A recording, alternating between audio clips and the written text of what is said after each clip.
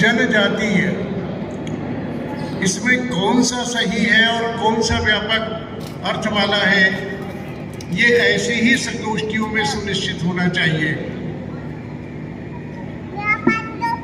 आदिवासी, वनवासी और जनजातीय, मुझे लगता है कि जनजातीय ज्यादा व्यापक शब्द है। जाति का मतलब जाति नहीं, जातीय का मतलब वह परंपराओं को लेकर चलने वाला जन जो अनादिकाल से इस देश की भूमि पर रह रहा है। ये चिंतन की संगोष्ठी है, इसमें कुछ बिंदु हमको साथ में लेना चाहिए, साथ में लेकर के जाना चाहिए। तो जनजाति बहुत व्यापक शब्द है। रामविलास शर्मा को जब हम पढ़ते हैं तो वो प्रयोग करते हैं बार बार कि हिंदी जाति है। हिंदी जाति का मतलब वह हिंदी की परंपरा, वह राष्ट्र की परंपरा जो हमारे वेदों से, पुराणों से, हमारे लोक से आई हुई है। मैं बार बार अपने कथनों में ये स्थापित करने की कोशिश करता हूँ कि हमारी सारी ज्ञान की परंपरा पर देश में बहुत सारी बात हो रही है आदरणीय सर जी। हमारी सारी ज्ञान की परंपरा लोक से ही आई है, क्योंकि कहा गया है ऋषि के द्वारा लोके च वेदेश, जो लोक में है वही वेद में है। अर्थात वेद कोई आसमान से थोड़ी उतरा है। ऋषियों ने अपनी ऋचाओं के माध्यम से, अनुभवों के माध्यम से जो व्यक्त किया वह वो ऋचाएं बनी। तो वो ऋचाएं कहाँ से आई उनके पास? इसी समाज के बीच में रह रहे थे ना। नदी के किनारे वृक्ष के नीचे उनका चिंतन हुआ तो वहाँ गाय थी, वहाँ धरती थी, वहाँ जन थे, वहाँ पशु पक्षी थे, वहाँ धरती थी, वहाँ आकाश थी, वहाँ बादल था, वहाँ सूर्य था, वहाँ चंद्र था, वहाँ वर्षा थी, वहाँ शरद थी, वहाँ हेमंत था, वहाँ शिशिर था, वहाँ श्रम था, वहाँ संतोष था, वहाँ आनंद था। इन सबसे अनुभव लेकर के ऋषि ने अपनी ऋचाओं का निर्माण किया ना। ये सब तो हमारे आदिवासी समाज के पास है। चूंकि इसमें भी दो बात है, लक्ष्मीकांत जी और राजन जी, कि आदिवासी साहित्य किसको कहेंगे आप? आदिवासी साहित्य जो हमारी मौखिक परंपरा से वर्षों से चला आ रहा है, जो हमारे बच्चों ने अभी गीत गाया, मैंने पूछा इसमें क्या गा रहे हैं आप?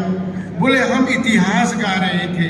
इनका अपना इतिहास है, इनकी अपनी परंपराएं हैं और इनके गीतों में वह सारी प्रकृति आ रही है जो उनके परिवेश का निर्माण करती है, जो उनके जीवन को संबल देती है, जो उनको संघर्ष में टूटने नहीं देती है, जो उनकी नदी का कलकल स्वर उनकी लय बनाती है। वही तो है ना। इसको समझना पड़ेगा, इसको बहुत गहराई से समझना पड़ेगा। केवल 2 दिन की संगोष्ठी करके इति श्री रेवाखंडे 5वां अध्याय समाप्त नहीं करना है। इन संगोष्ठियों के माध्यम बहुत मैं आपको बधाई देता हूँ शशिकांत जी और लक्ष्मीकांत जी को। इतना मोटा ग्रंथ, एक बहुत ही ज्ञानवान वस्तु आपने संग्रहित कर दी है इस ग्रंथ के माध्यम से। ये बहुत महत्वपूर्ण पुस्तक है, इसको साधारण मत लीजिए। ये बहुत महत्वपूर्ण पुस्तक है जो जिनको हम नहीं जानते।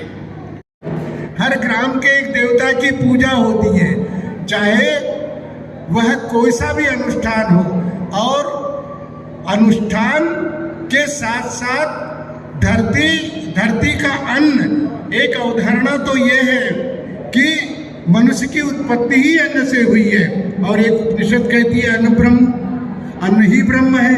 उसी ब्रह्म ने ईश्वर की संरचना की, उस ईश्वर ने मनुष्य की रचना की। तो मेरा आदिवासी तो अनादिकाल से, जन्मजात से अन्न से ही ईश्वर की उत्पत्ति मान रहा है।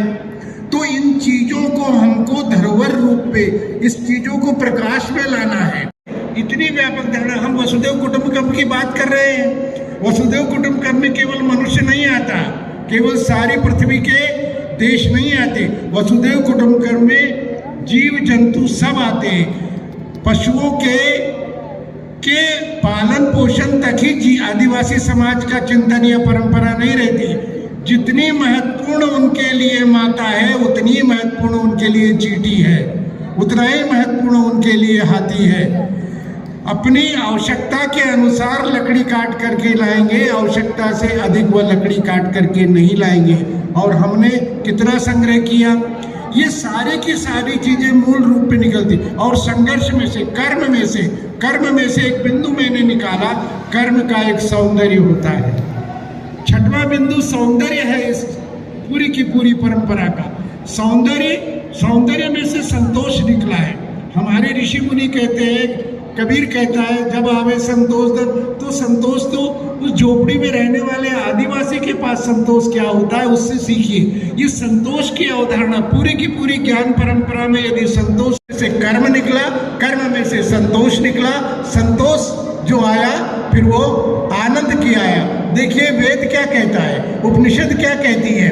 हमारे भीतर 7 कोश है, अन्नमय कोश, प्राणमय कोश, मनोमय कोश, विज्ञानमय कोश और आनंदमय कोश। ये आनंद अंतिम स्थिति है। ये बंधु बैठे हुए सभी विद्वान, कामायनी का अंतिम सर्ग पढ़िए, उसकी अंतिम पंक्ति क्या है? समरसते जड़िया चेतन आनंद अखंड घना, समरसते जड़िया चेतन, सौंदर्य साकार बना